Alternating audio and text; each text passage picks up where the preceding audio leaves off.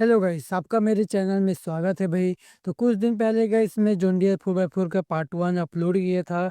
आज के वीडियो में गाइस हम पार्ट 2 अपलोड करेंगे, या बोलो ऑफरोडिंग टेस्टिंग हम इसका देखेंगे। तो इसका वीडियो का लेंथ होगा भाई करीब से करीब 1 से 2 मिनट का। तो पूरा ये वॉच करके जाना भाई, बहुत मेहनत लगता है गाइस एक वीडियो बनाने में। तो आप वीडियो वॉच करो गाइस, मिलते हैं लास्ट की वीडियो में, बाय।